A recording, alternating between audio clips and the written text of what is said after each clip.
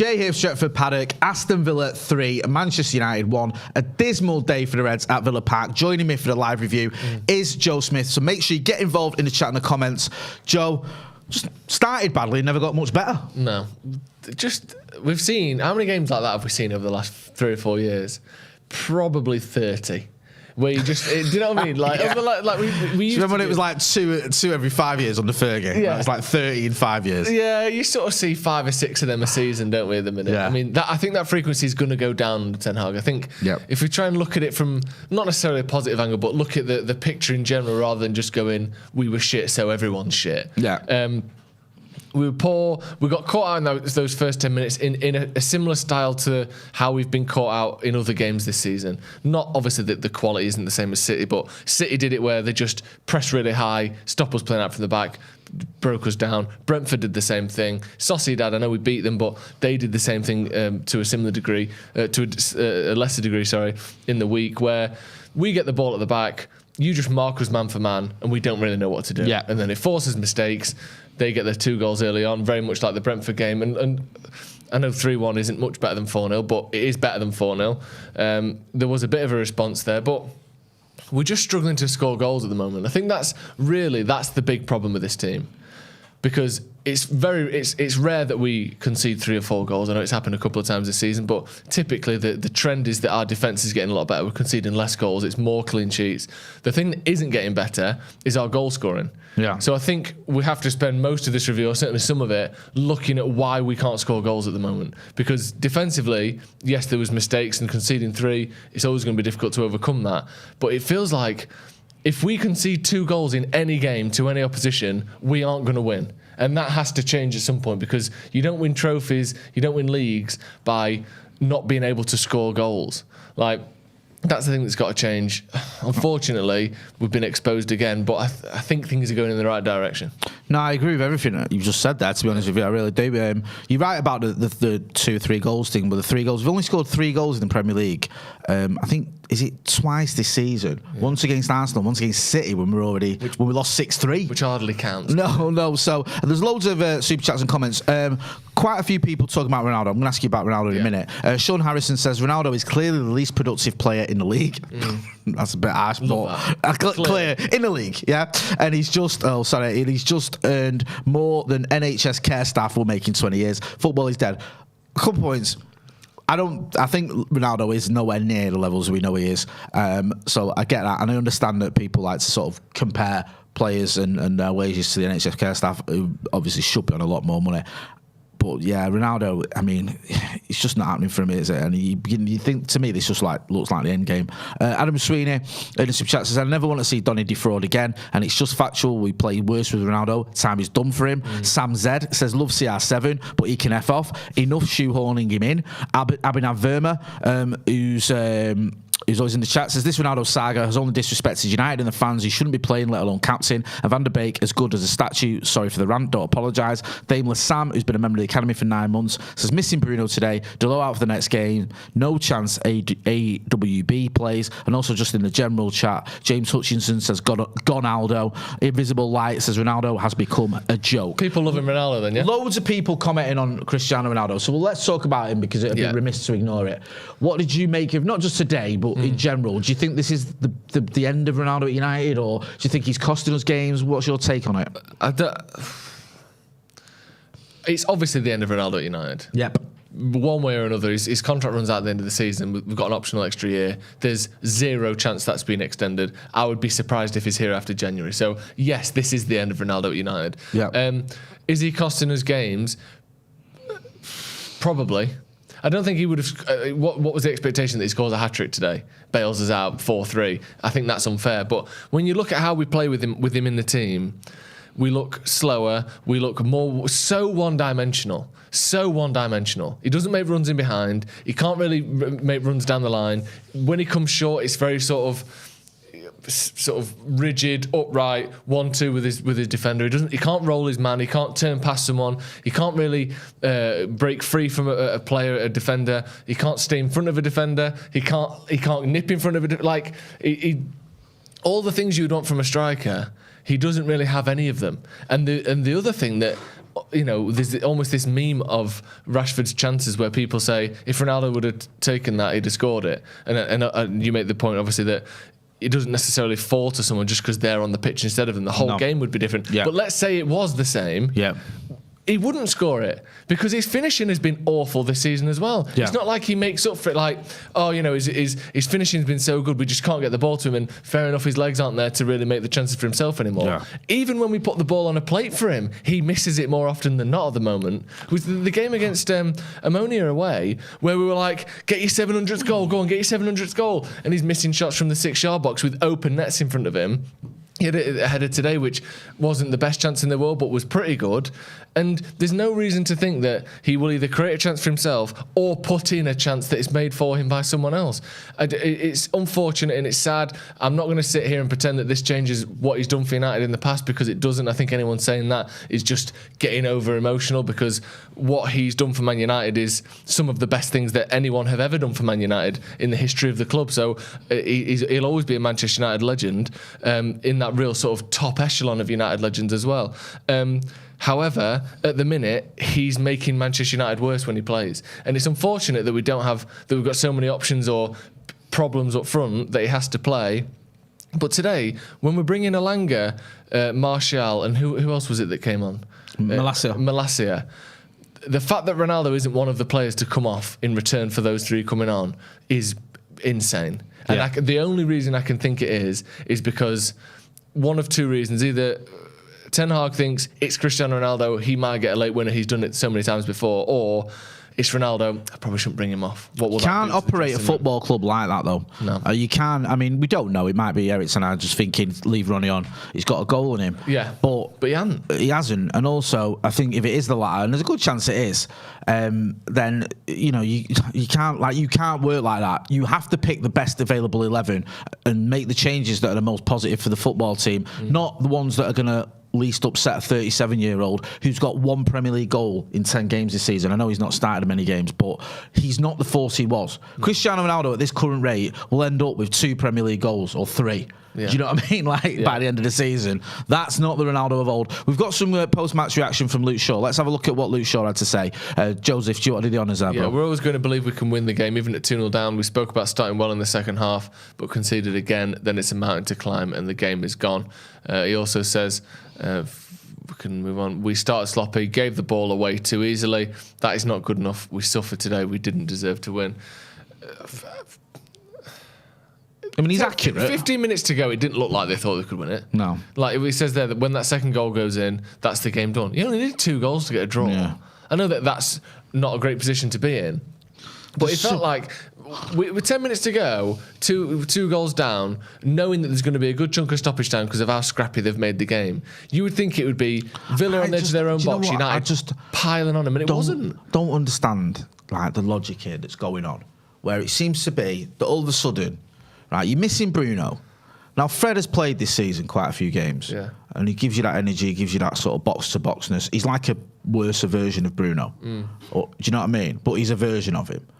And yet, Van der Beek seems to have leapfrogged him based on nothing almost. It's like Van der Beek was okay against a pretty bang-average Sociedad side and got subbed after 50-odd minutes or whatever it was. Yeah. Didn't set the world alight where you go, rah, he's put his name on that team sheet. And yet then he starts the next game. And again, he's subbed. And again, doesn't really do a lot. And it's there's a chap here, Jibak Sah, who says, I can understand Below and Eriksen looking ragged, and I get this. But the 0 out of 10's harsh. Van der Beek and Ronaldo are inexcusable. Maybe today people will appreciate Bruno's energy. It just seems a little bit odd to me that all of a sudden, when you're missing Bruno, you don't just go, well, the next in line, the obvious one, is Fred. Unless I'm, mistaken. Eriksen's slightly further up, maybe. Yeah. Put Fred in there. And then put Fred in there, and it's like, no, Van der Beek's going to come in now. And you think, for me, a lot of the game passed him by. He wasn't alone. I don't think he was our worst player. No. But then he's the one that we were saying before the game, we want to see something from him. I don't think we saw anything against Sociedad particular. I don't think we saw anything today. And I feel like, again, I'm sat here going, the Van der Beek story or the Van der Beek at United, I'm just, the jury's out. We said it before the game that you can occasionally have players who don't really do a lot for multiple years and then start to come good. Dallow's one where you look at him now and you think, oh, okay, he's a proper right back now, isn't he, Diogo Dalot? Not saying he's world class or that we couldn't get a better right back, but he's someone that you don't worry about on that right hand side. He's not a liability. He's a good player, and he can put in some occasional 8 and 9s out of 10. Diogo Dalot this season, and that's taken him 4 years to get to that point. But generally speaking, if a player 2.5 years into being at a club or 2 and a bit years into being at a club has had basically 0 standout games like Donny van de Beek has, the odds are there isn't going to be 10 standout games in a row, or a player that plays it week in, week out. He's probably never really going to put together a run of standout games, because that's what usually happens, isn't it? Yeah. You buy someone, they're either good or they're not within 18 months, and then you either move on or you stop playing them. And it seems to me that Donny van de Beek, when is he going to start putting in good performances? Yeah, and I agree. Why would that start all of a sudden? Because you can't say he's had no chances. He's played, 50 games for Man United, 60, whatever it is, appearances, 40, 50 appearances. I mean, the thing is as well, we were talking about this in the summer. He went to Everton last season on loan, and at first he did really well. Yeah. Do you know what I mean? He, I think he played sort of 7 out of the first 10 games, whatever. But he missed as many games as he started for him. He got injured. It's not his fault he got injured, but he didn't prove anything there. No. Because he just didn't, he missed, like I say, like the last 6 weeks, I think, of the season. He was injured for it.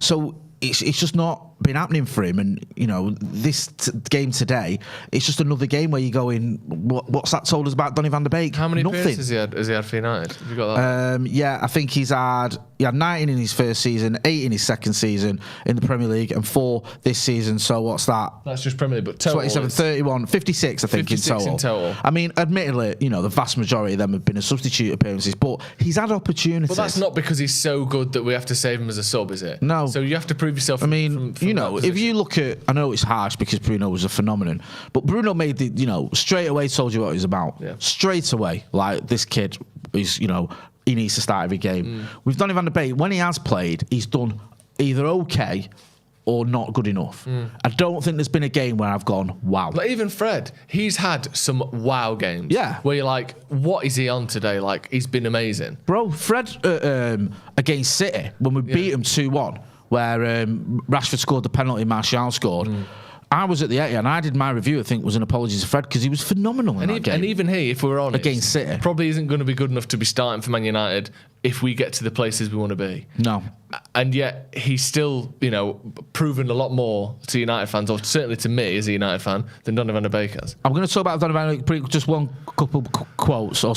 of comments, and then we're going to move on. Yeah. Abdullah Ibrahim says, other players jogging in the press made it feel like I had an extra player on the pitch. It seems Erik ten Hag gets them playing well, then we sink into old habits. Naz Amar says, one of Van de Beek's issues is a huge lack of confidence, self-belief. He's too conservative in playmaking, not aggressive enough to make something happen.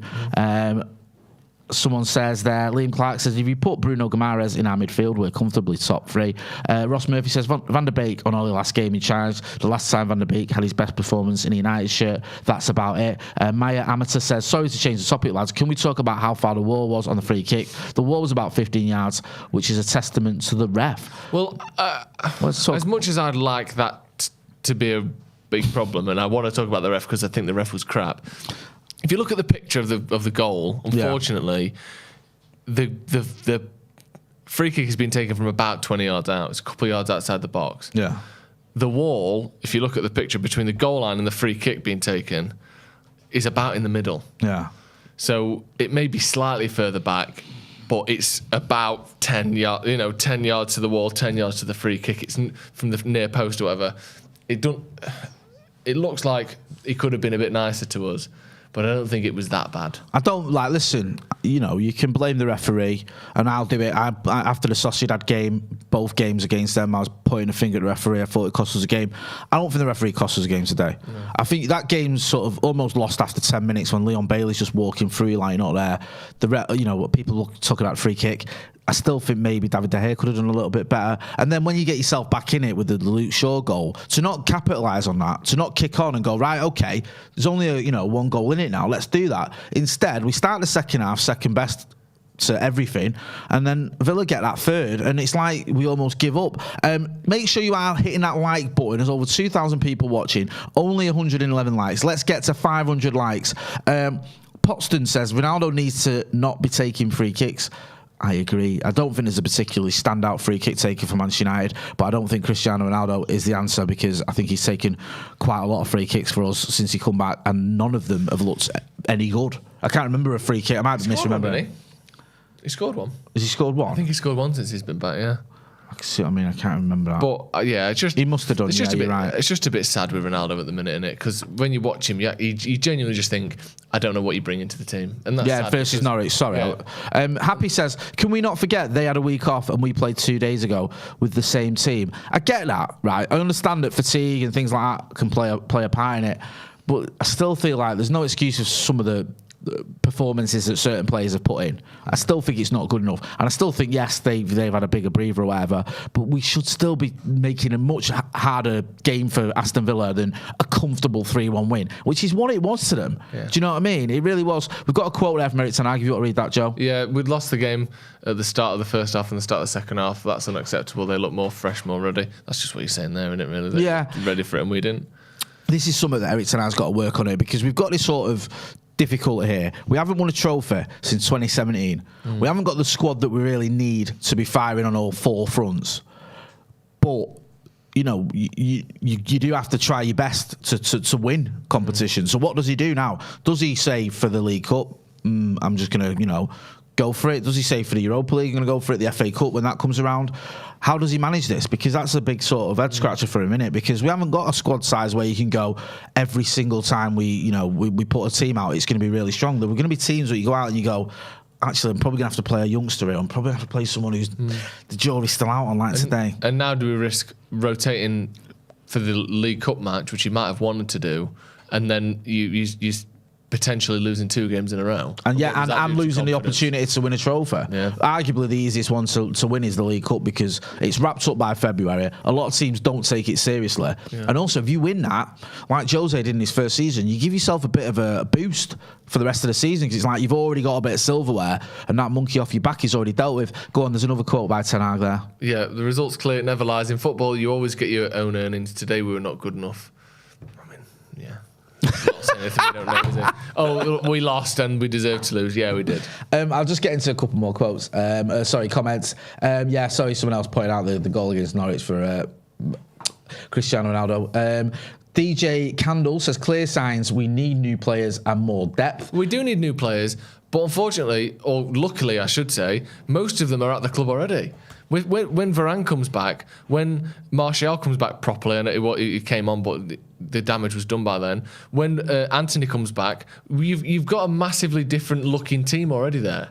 When Bruno comes back, that's 5 players there, or 4 players there that immediately start for Man United and make us substantially better in every position that they start in. So we do need more players, and we could do with being able to, still put in good performances when we've got 4 injuries or suspensions. But you put, like I said, put Varane, Bruno, Anthony, Martial from the start in that team, it is much better than the team that we started with today. Yeah. So, yes, we do need new players, but luckily, a few of them at least are already at the club, so that's something to look forward to, if nothing else.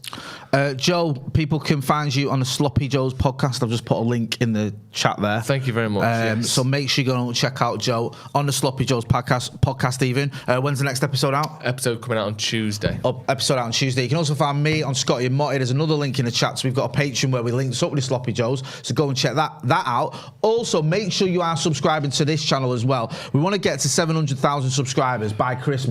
With your support, we can do it. Listen, it has been a bad day at the office for Manchester United. We're going to hear from Andy Tate. We're going to hear from Stephen Howson as well. We're going to also look towards the next game, which is against Aston Villa in the League Cup. So make sure you are hitting that subscribe so you don't miss out on any of that content. Joe, might not have been a good result, but it's always a pleasure to chat to you, brother. You too. And we'll be back for the next one. Thanks for watching.